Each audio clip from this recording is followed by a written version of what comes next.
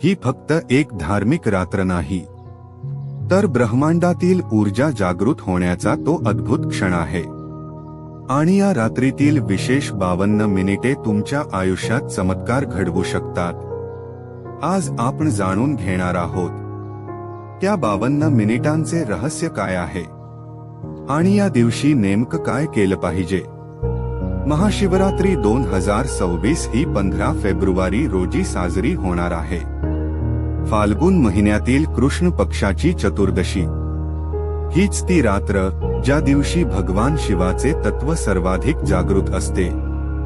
ही रात्र शिवपार्वती विवाहाची स्मृती म्हणूनही साजरी केली जाते।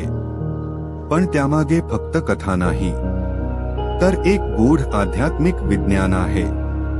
महाशिवरात्रीच्या रात्री मध्यरात्रीच्या सुमारास येणारा निशीथ काळ सुमारे 52 मिनिटांचा असतो। या काळात पृथ्वीवरील ऊर्जा ऊर्ध्व दिशेने प्रवाहित होते। म्हणजेच जर तुम्ही त्या वेळी ध्यान, जप किंवा शांत साधना केली तर ती ऊर्जा थेट तुमच्या शरीर आणि मनावर परिणाम करते।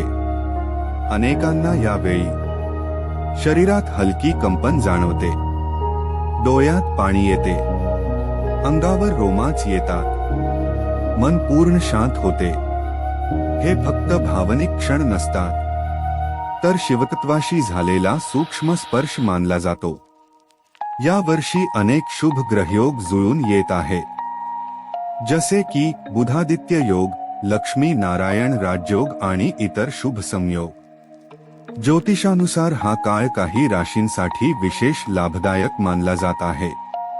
मेष, कन्या, वृश्चिक, मकर, मिथुन आणि कुंभ राशींना आर्थिक व करिअरमध्ये सकारात्मक बदल दिसू शकतो। पण लक्षात ठेवा, शिवभक्तीसाठी राशीपेक्षा महत्त्वाची आहे श्रद्धा। 4 या दिवशी काय करावे? महाशिवरात्रीला रात्रभर 4 प्रहरांमध्ये पूजा केली जाते। पण जर तुम्हाला सोप्या पद्धतीने करायचं असेल तर मध्यरात्री शांत बसा, डोळे मिटा, 108 वेळा नमः शिवाय जप करा। शक्य असल्यास रुद्राभिषेक करा, शिवलिंगावर बिल्वपत्र अर्पण करा, उपवास ठेवा, पूर्ण किंवा फलाहार। सगळ्यात महत्त्वाचं, मनात राग, द्वेष किंवा नकारात्मकता ठेवू नका। ही रात्र आत्मशुद्धीची आहे। 5 आध्यात्मिक अर्थ। महाशिवरात्री म्हणजे अंधारातून प्रकाशाकडे जाण्याचा प्रवास।